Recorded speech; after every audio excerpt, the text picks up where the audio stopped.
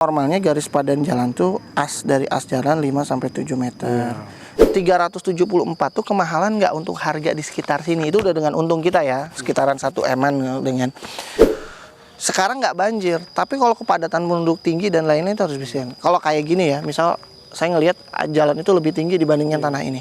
Itu nggak bisa, tanah ini harus lebih rendah, walaupun kecuali di sananya turun terus, Pak.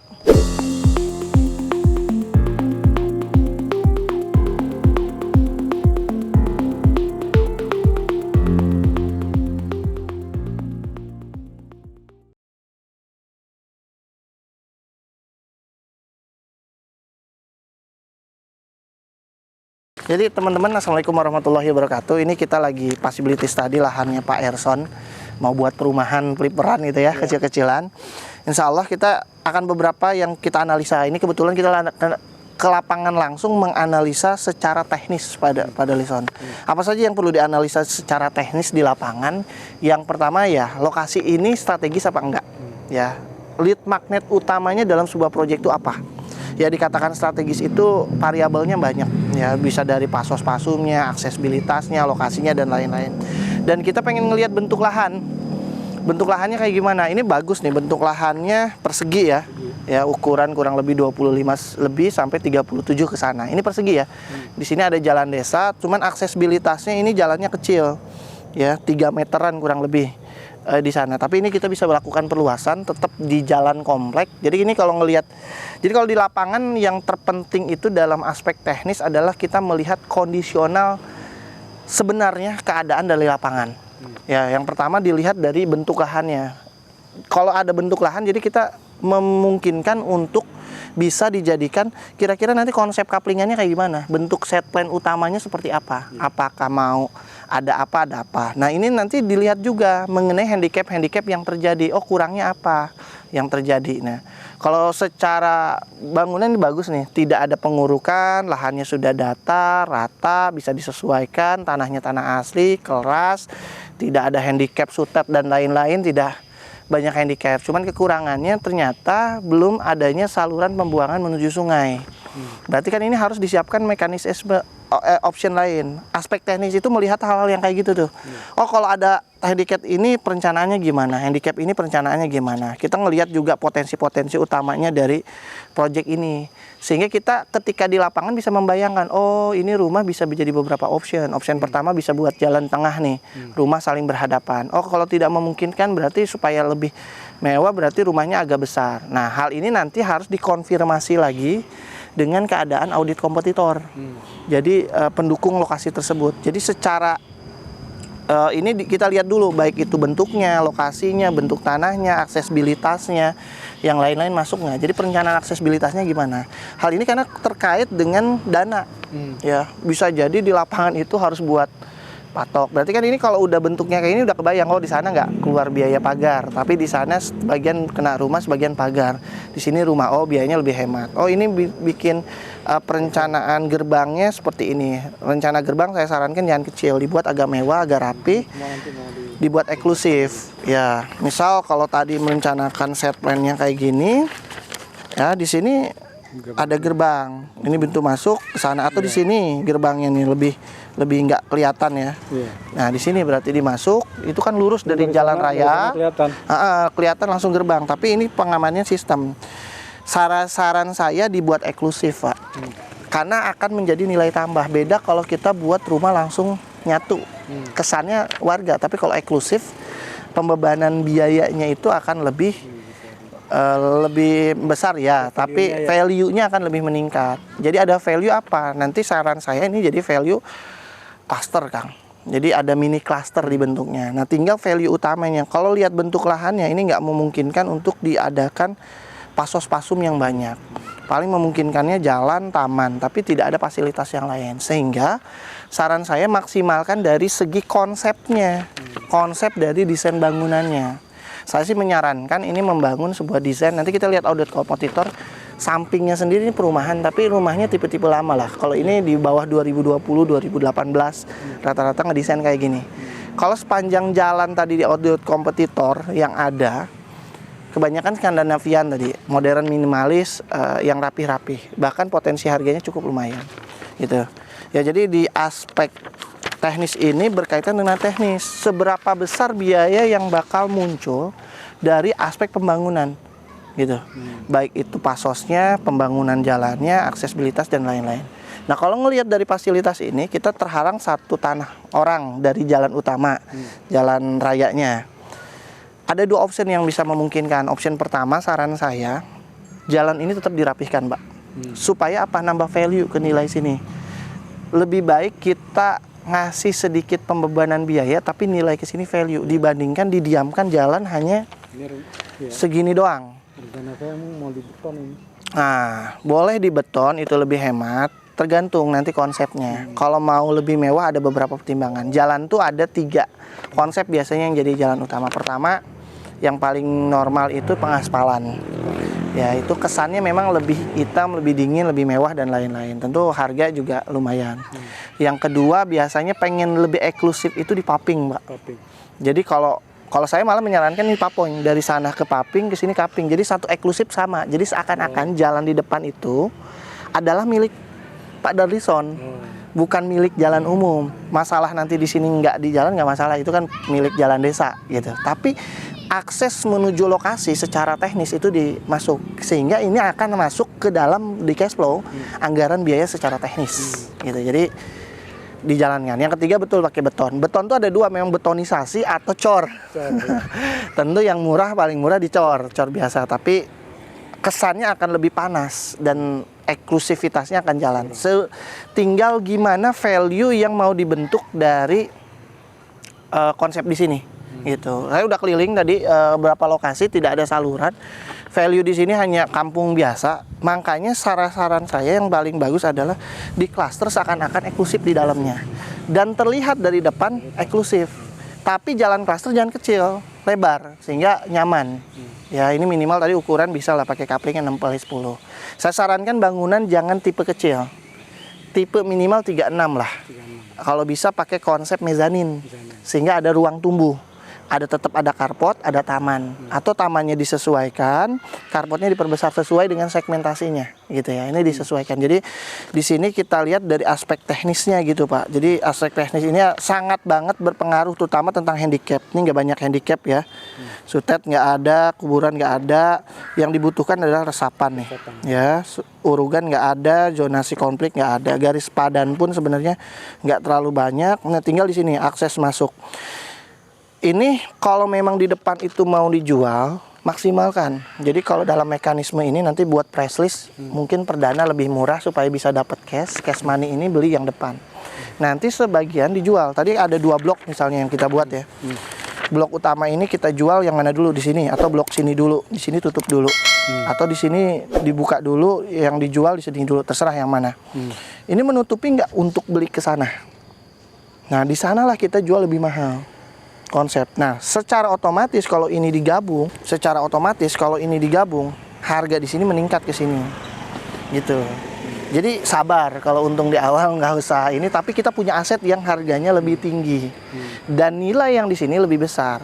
Kalau ngelihat tadi saya sepanjang perjalanan di sini, rumah-rumah di sini, walaupun ini lokasinya masih di Kabupaten Kota Bogor, tapi lead magnet utamanya ternyata ke Tangsel, ke BSD. Nah, ini bisa ngangkat dengan promo-promo yang seperti itu. Itu yang pertama, berarti aspek teknis meliputi aspek teknis lokasi, bentuk lahan, lokasi, aksesibilitas, handicap, kondisi lahan-lahannya tersebut. Nah, ini harus kita masukkan ke konfirmasi nanti ke finance ya. Jadi berapa harga pembayaran lahannya, konstruksinya berapa, ini di overhead bagus nggak nih dari segi keuangannya.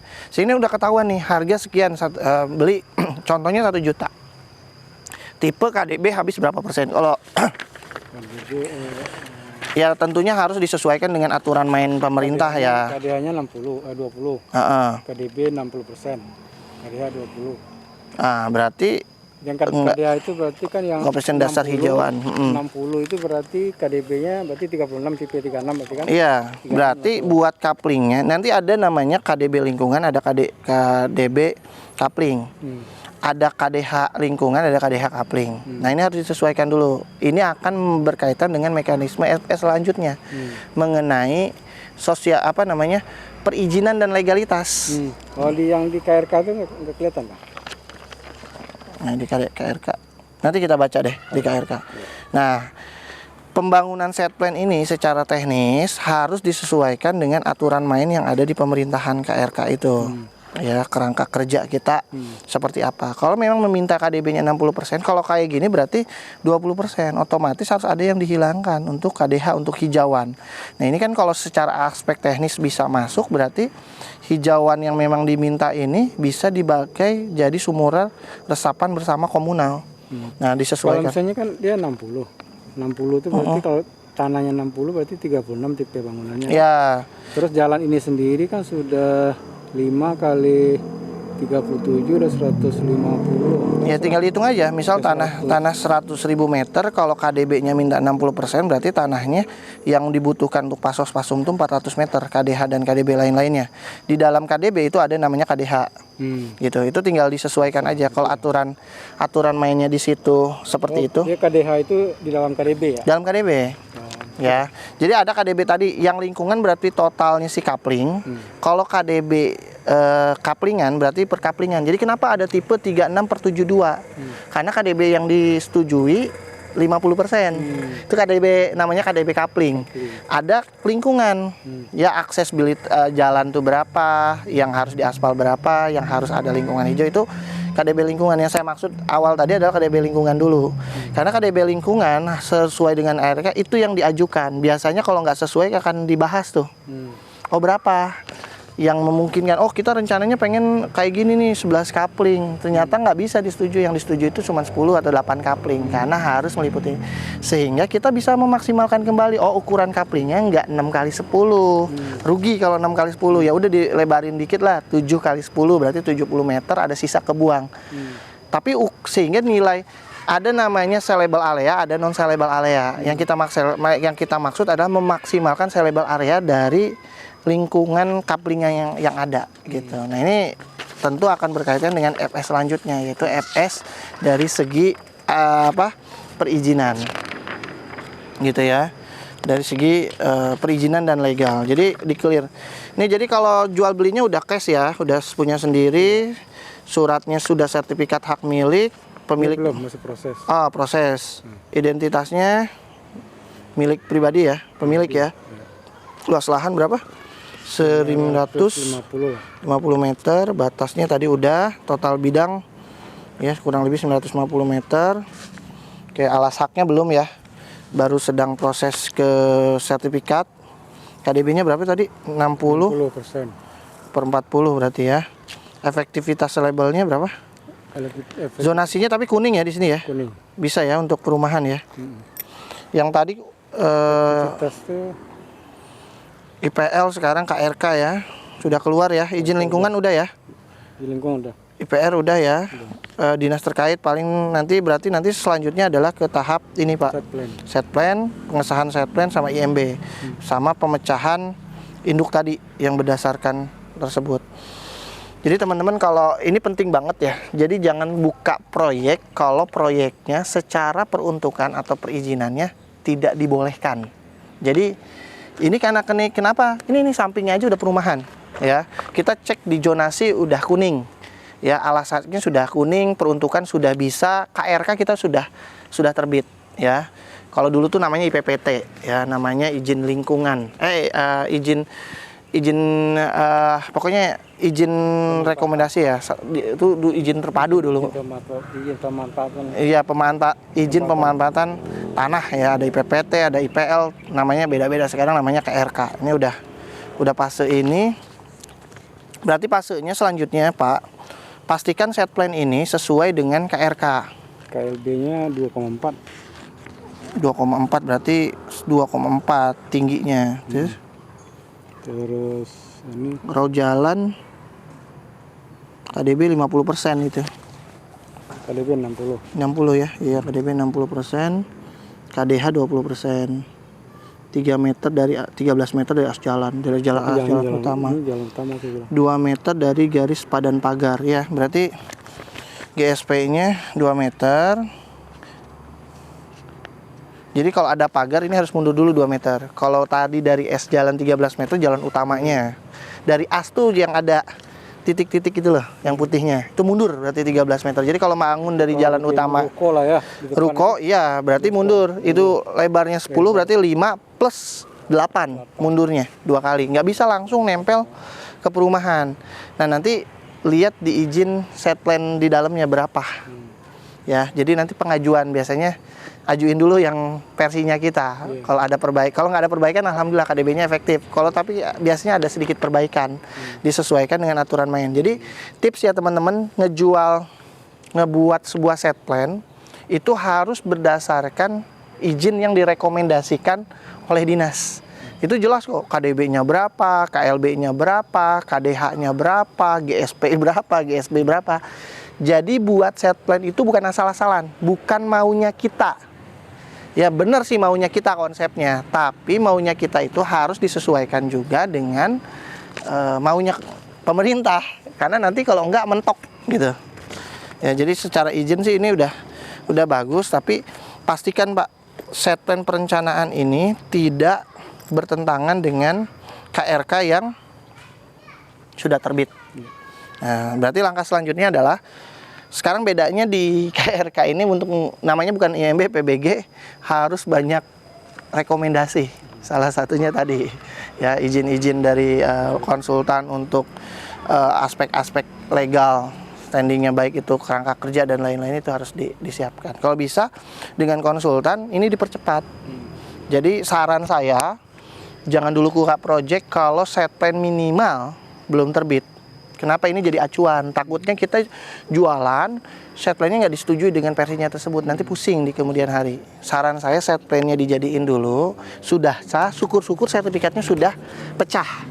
Itu lebih aman. Nanti tinggal pengajuan untuk IMB-nya, PBG-nya. Nah boleh untuk lakukan penjualan. Nanti penjualan disesuaikan dengan cash flow. Jadi aspek legalnya sudah memungkinkan. Nah tinggal kita menyesuaikan dari sisi segmentasi target market. Nanti kita berangkat ya, kita audit kompetitor. Jadi untuk mengetahui market itu banyak prospekannya. Pertama untuk market yang utama Pak, kita marketnya kemana nih? Apakah untuk digunakan untuk hunian? Kalau ngelihat di sini banyak untuk hunian. Apakah untuk investasi atau untuk yang lain? Itu harus di-clearkan. Yang kedua kita nyasar generasinya yang mana? Segmentasinya berada di mana? Nah ini harus kita konfirmasi saat kita di lapangan seperti ini. Gimana konfirmasinya? Lihat lingkungan sekitar. Yang beli itu orang sini apa bukan? Itu pastikan. Biasanya kalau perumahan minimal tuh yang beli itu orang-orang di sekitar sininya. Orang pribumi atau bukan pribumi gitu. Orang pendatang atau orang sekitaran sini. Kalau target marketnya rumah-rumah memang menengah ke bawah, kebanyakan orang sekitar karena nggak jauh juga dari target market orang sekitar. Bisa jadi memang rumahnya di sini tapi kerjanya deket sini. Jadi ada lead magnet utama, konfirmasi itu. Clearin dulu di target market kita tuh yang beli orang sekitar atau kita harus beli. Ini terkait nanti cara pemasaran kita. Apakah memang lewat offline? Kayak saya kemarin buka project baru sehari, buka bongkar yang beli orang sekitar. Karena kemampuan daya belinya ada. Nah salah satunya adalah disesuaikan dengan daya belinya si customer. Customer itu ada apa enggak gitu daya belinya. Yang kedua, dipastikan target market ini berada di segmentasi mana. Hal ini harus disesuaikan dengan hal teknis, hal finansial. Nanti kalau rumah ini dijual harga berapa? Tadi contoh 1 juta per meter. KDB habis 40% lah.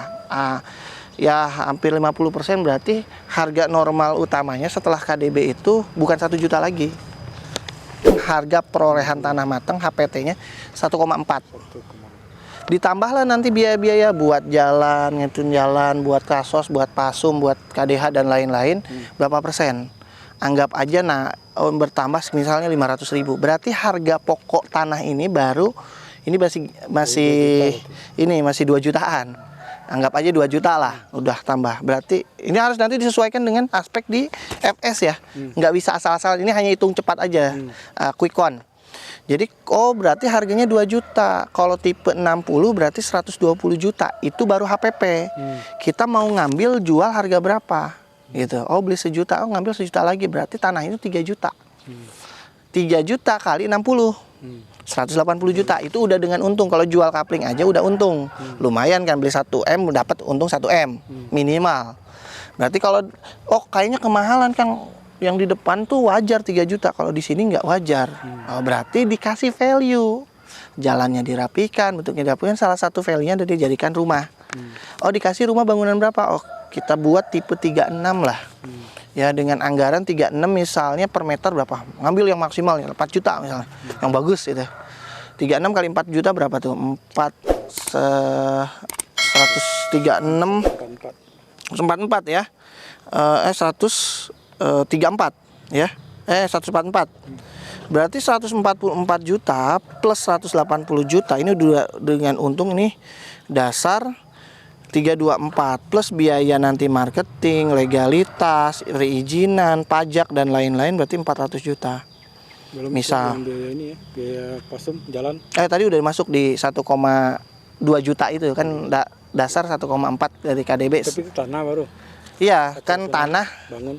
Ini jelas tadi, ini quick count kan, tanah 1 juta, setelah ada KDB 50% jadi 1,4, jalan, pasos, pasum, gate dan lain-lain habis 600.000, jadi 2 juta. Ini HPP udah termasuk jalan semuanya, tambah untung 3 juta. 1 juta untungnya. Jadi dijual tuh 3 juta. 3 juta inilah dikali 60 meter. 180 juta. Nah, ini harus spesifik, ini kikuan aja ya. Bangunan kurang lebih segini. Berarti HPP dan lainnya dikirain bangunan 3 juta, pajak 10 juta, komisi 10 juta, 10 juta nambah ternyata 50 juta. Berarti HPP plus keuntungan, ini keuntungannya 374. Konfirmasi 374 tuh kemahalan nggak untuk harga di sekitar sini. Itu udah dengan untung kita ya, sekitaran 1 M-an dengan ya 1 jutaan per meter tadi. Mahal nggak? Jadi bangunan kita nggak dapat, tanah yang dapat ya. Ini 374 tuh masuk nggak? Ini perumahan ini berapa nih? Oh, 400 juta. Oh, masuk nih. Di sana 500 juta. Oh, di sini masuk. Oh, kita lebih murah. Memang di ini lebih bagus, dia bikin jalan. Wajar nggak? Kita nggak bisa head to head dengan yang sudah punya kawasan atau punya jalan. Tapi minimal ini masuk. Apa kaitannya dengan customer segmen ini, daya beli di sini? Ketika kita jual 300 jutaan dengan tipe kayak gini laku nggak? Ini akan berkaitan dengan apa? Dengan konsep yang akan kita bangun dari segi perumahan kita. Yang value utama dalam baik konsep rumahnya maupun konsep lingkungannya. Ngejual nggak? Gitu. Apa lebih murah? Oh, berarti aspek apa yang bisa dikurangin? Apa keuntungan dikurangin apa ini? Kurang lebih berarti ini rumah ini minimal jual tuh 300 jutaan. Jangan kurang dari angka tersebut. Kalau lebih nggak apa-apa. Gitu. Ini kasar ya, tapi nanti disesuaikan dengan hasil dari cash flow. Tentunya harus disesuaikan dengan cash flow. Nggak bisa asal. Tapi kalau karena saya udah terbiasa ngitung, udah tahu deh harga sekian bakal jual sekian, bentuk sekian, KDB sekian, udah ketahuan. Ini kurang lebih seperti itu. Nah, ini harus dikonfirmasi. Oh, berarti 374 tuh maksud segmentasi mana? Belum menengah atas, belum nggak kelas bawah juga, berarti kelas menengah ke bawah. Masuk nggak segmentasinya? Sehingga kita targetkan kira-kira yang punya uang 374 juta tuh siapa, di mana kerjanya. Disitulah kita melakukan promosi. Oh, ternyata ini bagusnya generasi yang kita milenial. Berarti kalau 3,74 juta UMR-nya minimal gajinya harus di atas 5 juta, di atas 7 juta misalnya. Itu dilakukan. Nah, di sini pun harus dilihat dari sisi analisa pasos pasumnya, fasilitasnya, berapa kilo. Oh, angkutan umum cuma 50 meter, stasiun, ada stasiun mana, apa yang lain, bendahara, mall, pusat pemerintahan, pusat pendidikan, pasar dan lain-lain. Biasanya semakin lengkap fasilitas, harga itu makin bagus. Nah, kalau makin jauh biasanya biasa berkurang, karena kan orang nyari sesuai dengan yang dibutuhkan oleh mereka. Sehingga kita tahu orang ini bukan orang sini yang beli misalnya. Oh, orang deket BSD sini nyari harga yang masih 300 jutaan, cicilan sekian, masuk sekian. Kita tergantung metodenya mau jual cash, cicilan atau kayak gimana. Ini akan berkaitan dengan metode price list yang kita buat gitu. Nah, ini harus ke depannya. Dan kita juga harus tahu nih future development pengembangan selanjutnya dari lokasi kita tuh apa. Oh, nanti ada jalan tol ke belah mana? Oh, seperti ini. Oh, ini nanti akan bangun apa? Ini akan bangun apa? Ini akan menambahkan harga yang namanya nilai tambah terhadap proyek kita. Pak, nanti ke depannya akan ada ini loh, ada ini. Nah, kita harus tahu juga future development ini harus di audit juga di situ ya. Jadi aspek market ini harus clear gitu. Yang perlu dipertimbangkan saat kita survei ke lokasi adalah aspek sosial. Ya, ini lokasinya ada di mana, RT, RW, kelurahan, kecamatan, aksesibilitasnya kayak gimana, termasuk potensi-potensi yang bakal muncul jadi masalah di kemudian hari. Pertama, potensi penolakan warga. Kalau nanti jalan itu diperbaiki, warga kayak gimana? Apa positif, apa negatif? Termasuk dengan pemilik tanah yang ada di sekitarnya. Itu harus dianalisa dulu, harus ngobrol dulu dengan RT, dengan RW. Jangan sampai kaget gitu. Tapi harus sama-sama saling menguntungkan, jangan sampai jadi masalah di kemudian hari. Jadi dalam proses pembangunan tuh ada namanya land clearing, cut and fill. Kalau ini nggak ada cut and fill, ya infrastruktur dasar, pengerasan. Ini kalau dari segi bangunan, menurut kurva nolnya jalan tuh harus lebih tinggi. Berarti di tanah ini harus ada sedikit urukan, walaupun datar, ditinggiin. Tinggi dari apa? Jalan. Pondasi aja nih. Iya betul. Nanti diambil dari pondasi, di speed tank, atau dari yang lain-lain. Intinya jangan terlalu ini, karena kalau dilihat masih ada genangan nih. Nanti banjir. Nah ini juga kalau handicap itu juga perlu pertimbangkan dari akses tanah jalan nol itu, karena ini nggak ada saluran, kemungkinan banjirnya ada nggak, resapannya ada nggak. Ini kalau nggak kejadian jadi masalah di kemudian hari gitu ya. Jadi makanya rencana nanti dari situ. Ini kan itu kita tinggiin jalan tuh. Jadi supaya kalau air itu mau kesini aja. Jadi ya, kan tinggi. Betul. Itu kan betul. Yang namanya kemungkinan potensi handicap yang bakal muncul walaupun belum terlihat, ya tadi banjir, naik harga dan lain-lain. Dan kita tahu yang namanya perencanaan bagusnya seperti apa kita dibangun. Kalau nggak bisa diukur itu jadi masalah. Kita tahu sekarang nggak banjir, tapi kalau kepadatan penduduk tinggi dan lain-lain itu harus bisa. Kalau kayak gini ya, misal saya ngelihat jalan itu lebih tinggi dibandingkan tanah ini. Itu nggak bisa, tanah ini harus lebih rendah, walaupun kecuali di sananya turun terus Pak. Ini kan datar nih. Itu akan terjadi genangan, minimal harus dinaikin sedikit.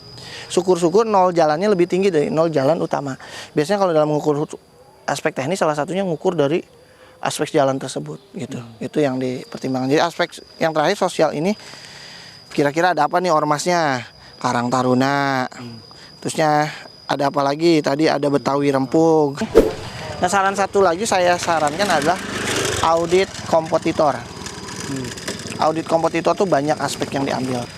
Kita mengetahui keinginan masyarakat, kita ingin tahu apa sih yang diinginkan masyarakat, apa yang jadi masalah mereka, apa yang jadi keresahan mereka, dan kita mengambil kesimpulan konsep yang cocok untuk perencanaan konsep bisnis kita. Itu yang terpenting. Di audit kompetitor tuh banyak, ngelihat tipenya, konsepnya, bentuknya, cara bayarnya, harganya, gimmicknya, promonya, segmentasinya berdasarkan EPS ini. Kita mengkonfirmasi kembali hasil temuan-temuan yang ada di lapangan. Nah itulah fungsi kita lakukan datang ke lapangan kayak gini.